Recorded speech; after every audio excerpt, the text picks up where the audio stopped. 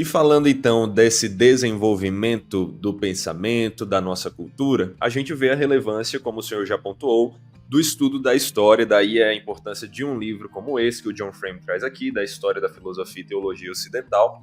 E aqui o Frame vai abordar para a gente alguns momentos que ele pontua como se fossem momentos maiores, mais impactantes, relevantes, se a gente puder colocar assim, da história, da filosofia, do pensamento, consequentemente também da teologia como um todo.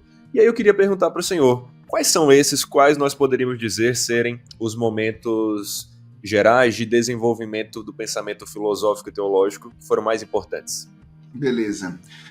Só para mencionar aqui mais um trecho do livro, né? Tem uma parte no Sim. final do livro aqui, a partir da página 1071 até a Sim, sim, página sim. 1076, no qual o Aham, Frame faz aqui uma espécie de linha do tempo, né? Ele chama de aham. momentos decisivos na história da filosofia e da teologia. É óbvio que isso aqui é bastante Excelente. simples, ele está apenas Sim. destacando alguns momentos históricos, mas ajuda Uhum. muito a gente olhar para essa linha do tempo e diagnosticar aqui aquilo que seriam os diferentes momentos ou etapas da história da filosofia. Sim. Saur, essa divisão assim da história da filosofia ou desses tempos, desses momentos, não é unívoca.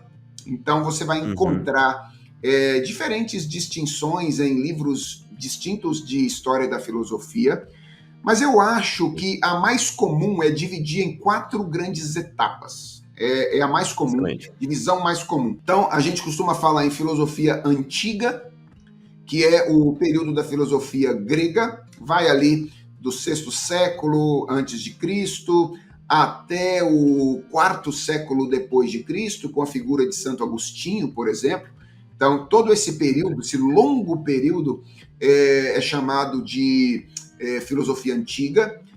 É óbvio que os estudiosos também dividem esse próprio período em uma série de outros, assim. Então você tem o período da filosofia pré-socrática, o período sistemático da filosofia, que é o período de Platão e Aristóteles, o período ético, que seria o período das escolas helenísticas, algumas que são inclusive mencionadas no Novo Testamento, né? Os epicureus, os estoicos e tal. Então, todos esses momentos secundários, né, são momentos desse grande momento histórico que é o momento da filosofia antiga ou da filosofia grega clássica.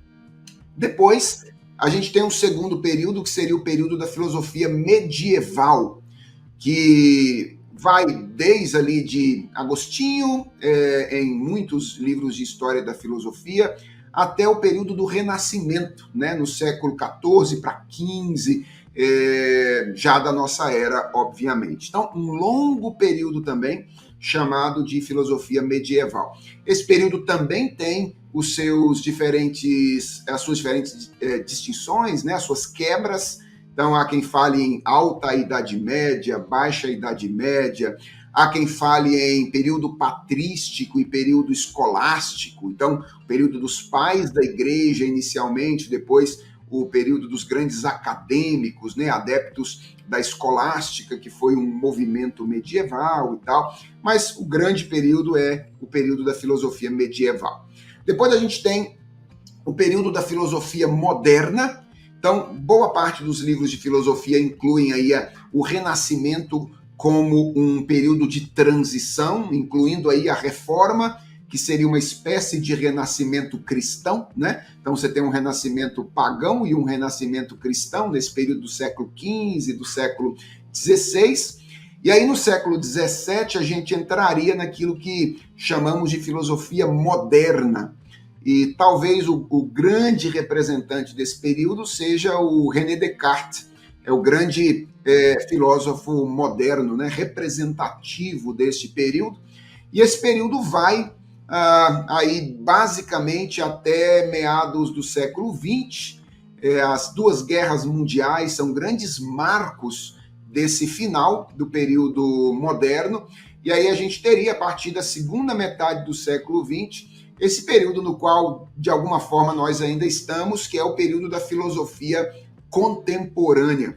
Então são 4 grandes períodos, né? A filosofia antiga, a filosofia medieval, a filosofia moderna e a filosofia contemporânea. Curiosamente, na teologia a coisa é menos quadrada, porque, em geral, as disciplinas de história na teologia, elas seguem muito o desenvolvimento da igreja, mais do que o desenvolvimento do próprio pensamento. Quando a gente fala do pensamento teológico, né, e tenta categorizá-lo, então frequentemente a gente usa muito essas categorias da própria filosofia e fala em teologia do período antigo, em teologia do período medieval, em teologia do período moderno e em teologia contemporânea, né? Então, essa categorização de 4 grandes períodos, eu diria, serve de alguma maneira para as duas coisas, tanto para filosofia quanto para a teologia.